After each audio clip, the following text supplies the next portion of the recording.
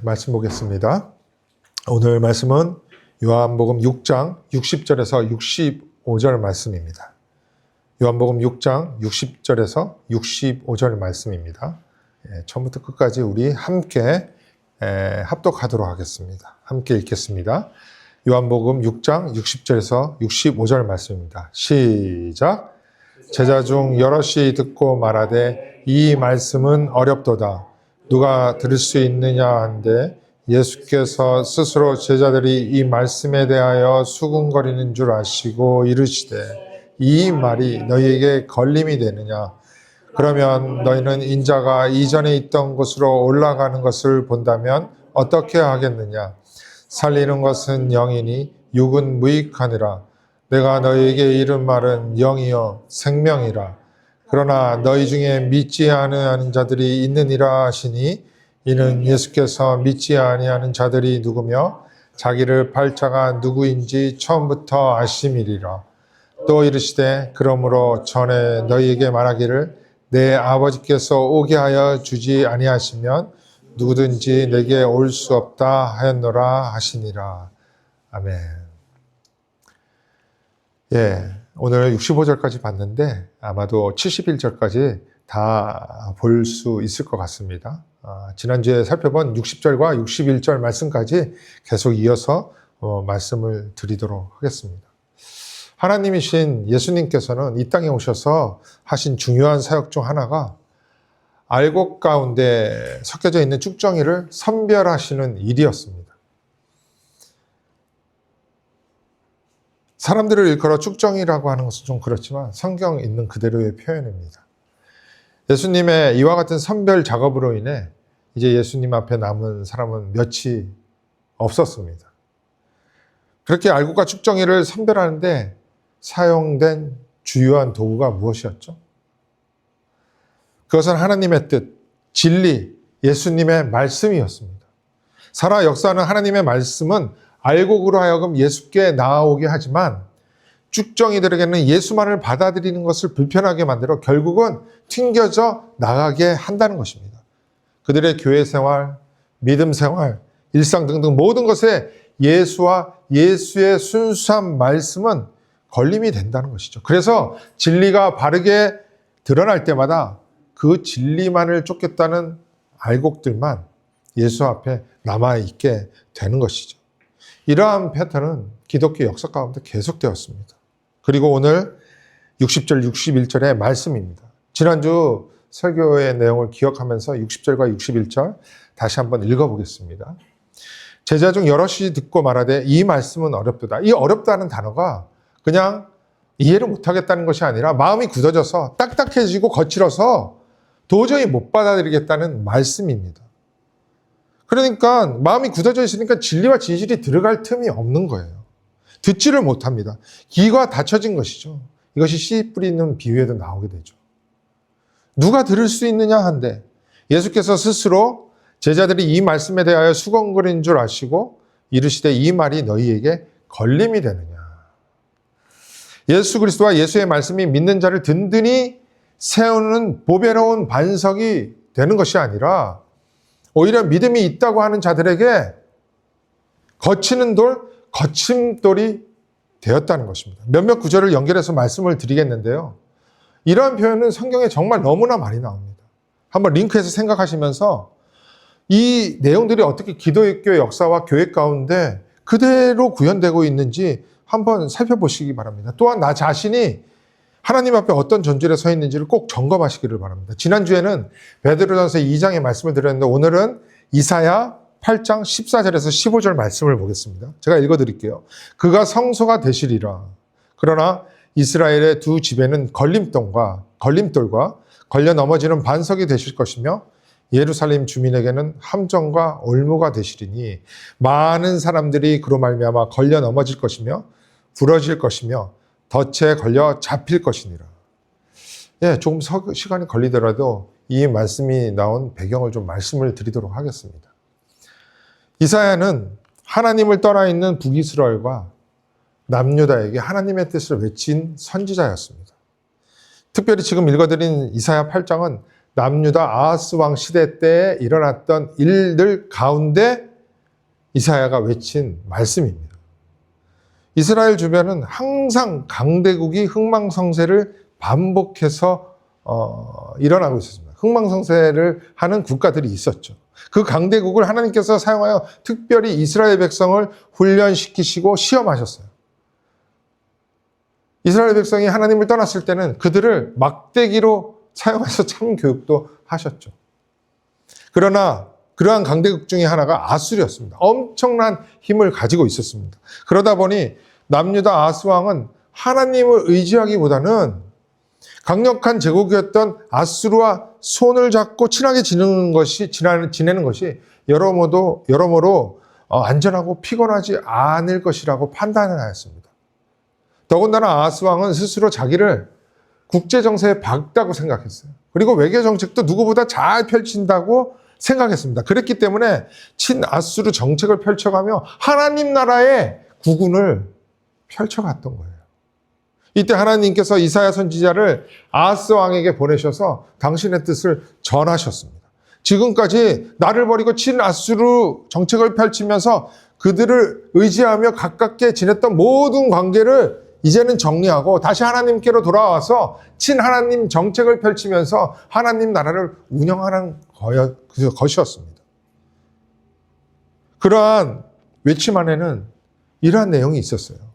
너 아하스, 그렇게 친아수르 정책을 계속해서 펼치게 되면 첫 번째, 같은 하나님 백성이며 형제 국가였던 북이스라엘이 멸망하게 될 때 너가 본의 아니게 그런 빌미를 제공하여서 정말 어려움을 겪게 된다는 내용이었습니다.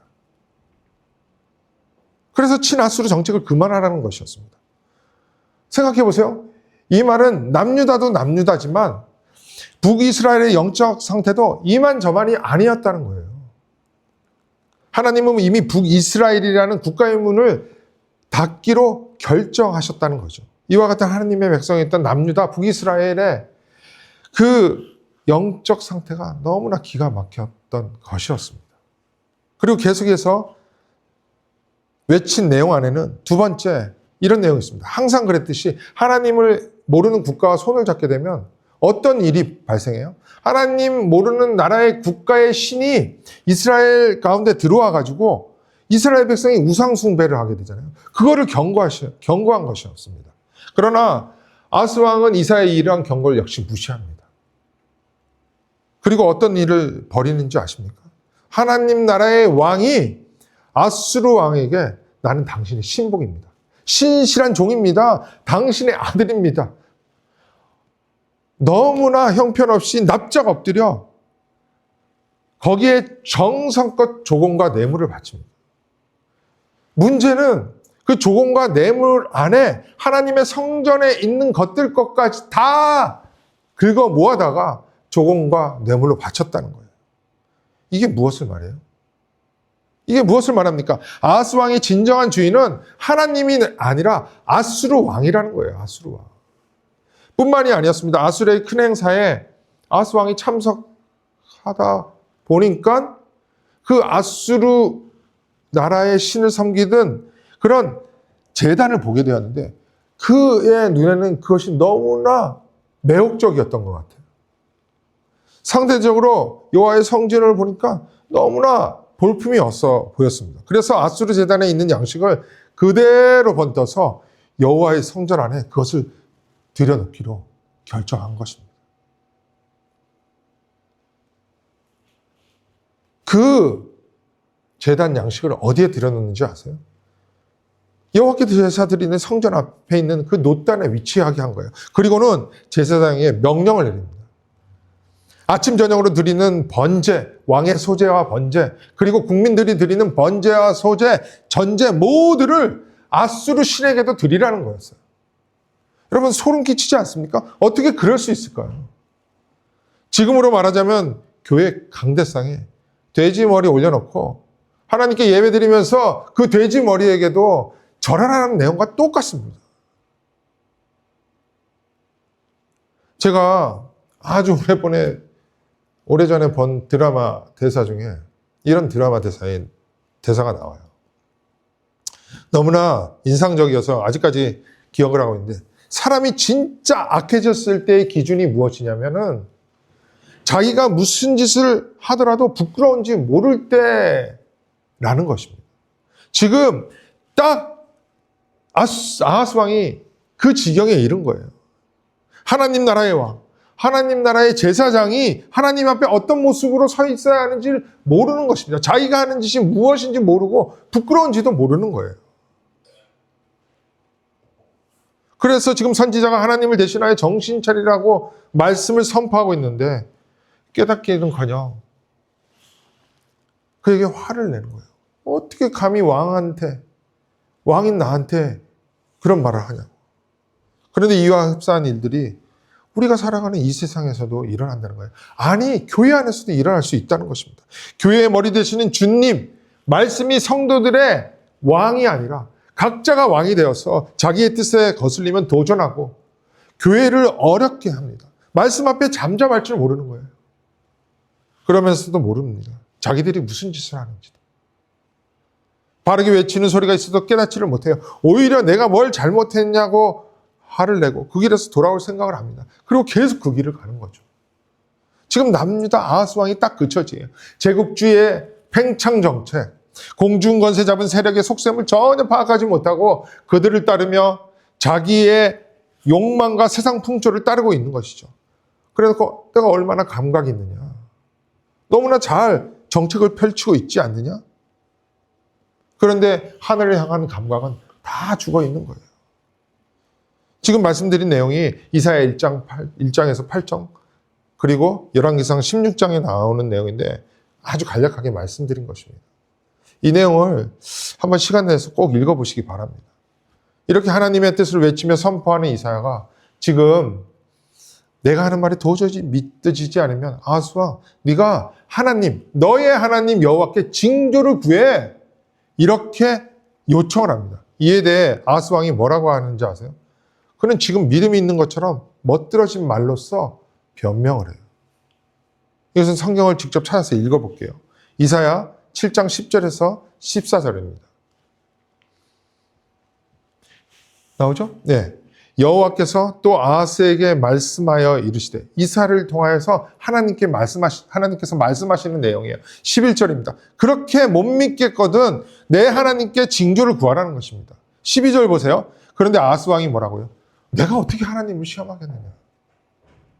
마치 믿음이 엄청 좋은 것처럼 이야기하죠. 하나님 말씀이 떨어지면 그 말씀을 곰곰이 생각하고서 자기의 길에서 무엇이 잘못했는지 돌이켜봐야 되는데 그렇게 안 합니다. 그리고 교묘한 말로 자기를 다 감춰요. 나는 그 정도의 믿음이 아니라는 거예요. 믿음이 있다는 거죠. 이에 이사야가 다노에게 아하스 왕을 쏘아붙이며 선포합니다. 그게 13절, 14절 말씀이에요. 많이 들어보셨던 구절입니다. 이사야가 이르되 다윗의 집이여 원하건대 들을지어다.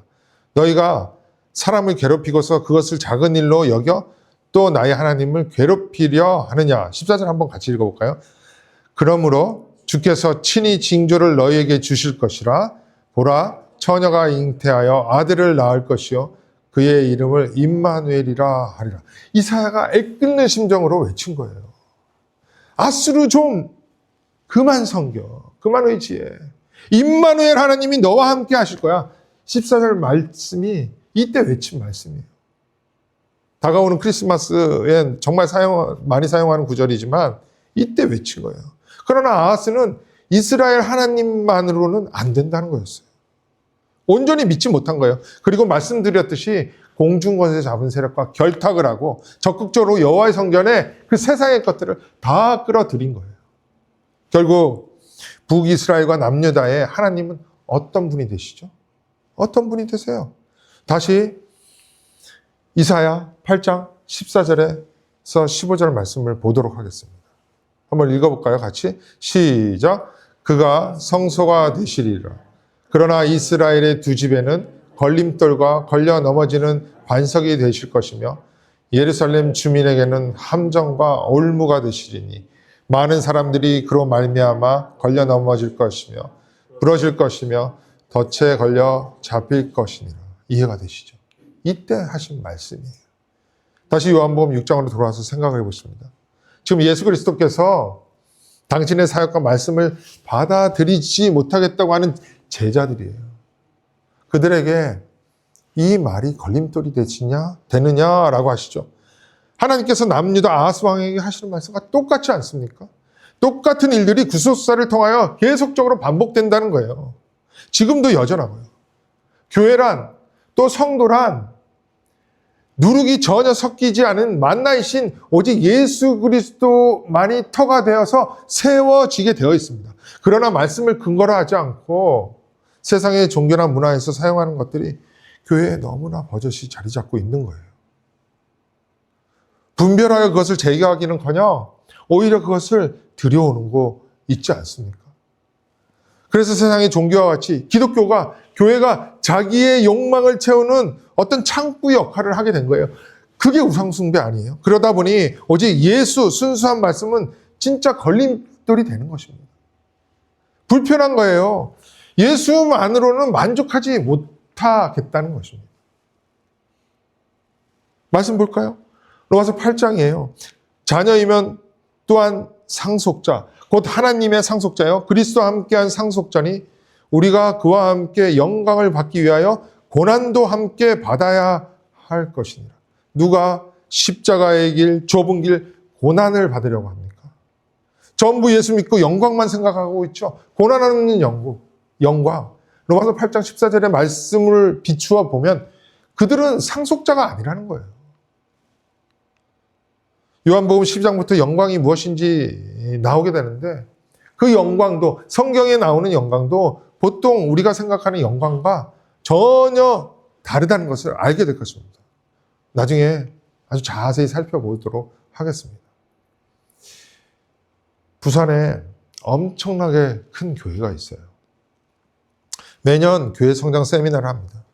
우리나라는 물론 전 세계에서 많은 이민교회 목회자들, 심지어 외국교회 목회자들까지 어마어마하게 참석해서 정말 그 일주일이 부산이 들썩들썩입니다. 그리고 나서 그 세미나에 참석하고서 다시 전 세계로 흩어져서 교회의 부흥을 꿈꾸고 기대합니다. 그런데 이 세미나가 어떻게 시작되는지 아십니까? 그것을 기획한 그 교회 담임 목사님이 노골적으로 이런 말을 해요. 이 시대는 하나님의 말씀만 가지고는 안 된다였습니다. 이것을 공포했어요. 그리고 시작한 거예요. 이게 무슨 말이에요? 말씀으로 교회가 부흥할 수 없다는 거예요. 사람이 몰려오지를 않는다는 거예요. 그러니까 그 세미나에 세상의 철학이 주를 이룹니다. 그리고 마케팅 기법, 세상적 방법을 들여와 다 사용했다는 것이고 또 그렇게 합니다. 말씀을 인용하죠. 그런데 그 말씀은 저 구석에 찌그러져 있는 거예요. 조금 전에 말씀드린 남유다 아하스 왕이 한 말과 똑같지 않습니까? 교회가 커지는 것으로 인해 하늘을 향한 눈이 가려진 거예요. 임마누엘 하나님만 가지고는 안 된다는 것입니다. 그러니 세상에 이런저런 전략, 테크닉, 사상, 문화를 다 사용하자는 거예요. 그래서 사람만 많이 모이면 된다는 것입니다. 그리고 그것을 부흥이라고 한다고요. 성경을 보고 선지자 시대에 이 말씀을 보면서도 오늘 자신들이 행하는 일이 뭔지를 모르는 거예요. 스펄전 목사님이 1882년에 쓴 책 The Sword and the Trowel 이라는 책이 있습니다. 한국어 번역본은 없는 것 같아요. 제목을 직역하면 검과 흑손입니다. 검과 흑손이에요. 그러니까 말씀의 검, 그리고 교회 사역을 흑손이라고 했던 것 같아요. 그 내용을 비추어서 책의 제목을 의역하면 말씀과 교회 사역이라고 할 수 있겠죠. 이 책에서 이런 말씀을 해요. 제가 다 읽어드릴게요. 이 부분만. 때로 우리는 현대 부흥 운동의 많은 부분이 축복보다는 저주라고 생각하게 된다. 스펄전 목사님이, 부흥을 주도했던 목사님이 이 말씀을 하는 거예요. 그것은 수천 명을 자신의 비참함을 알기도 전에 평안으로 인도했기 때문이다. 그것은 탕자를 아버지 집으로 데려왔지만 그가 결코 아버지 제가 죄를 지었습니다 라고 말하게 하지 못하는 것 같다.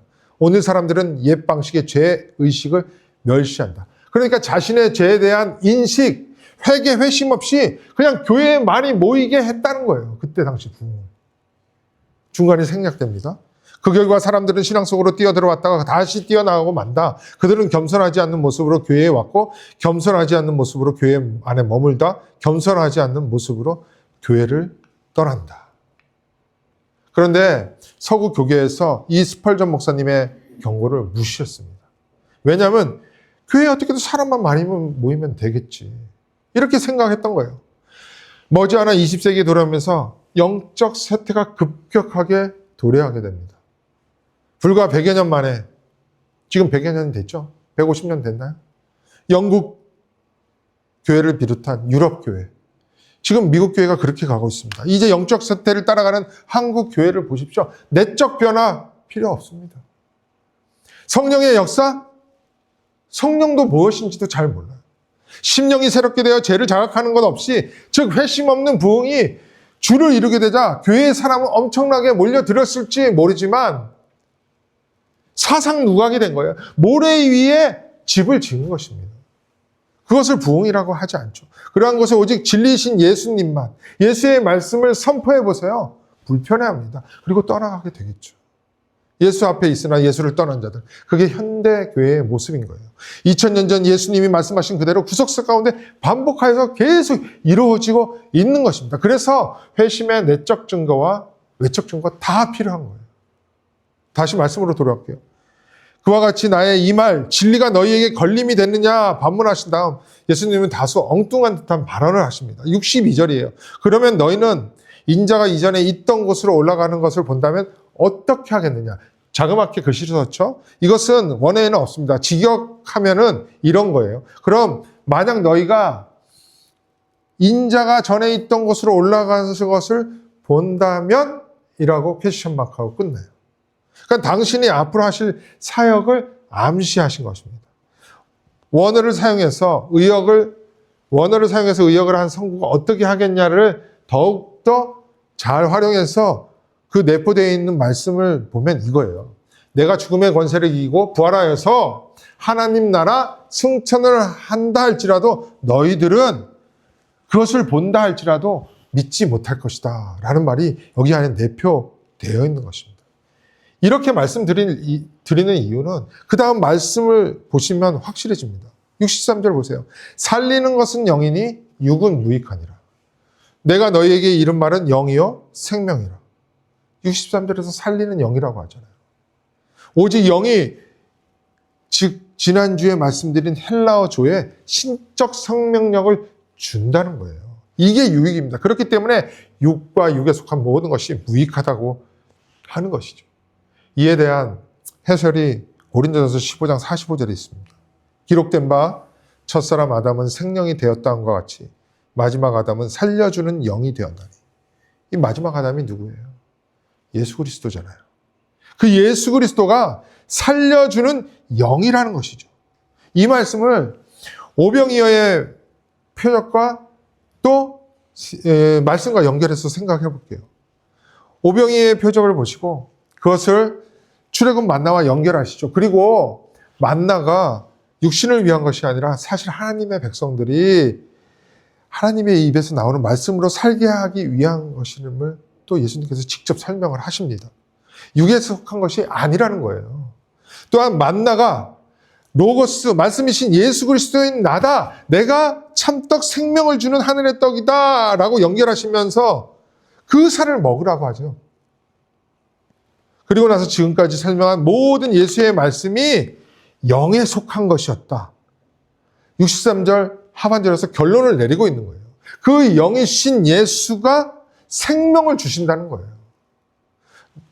그러나 이 말씀을 도저히 받아들이지 않는 자들, 어려워하는 자들, 그래서 걸림돌, 거치는 돌이라고 생각하는 자들은 여전히 육에 속한 것을 생각하기 때문에 그 말씀이 무익하게 들리는 거예요. 무익한 것입니다. 만나를 먹으면서 오늘 하루의 바이오스적인 이 땅의 육적 생명만을 생각하는 자는 뭐예요?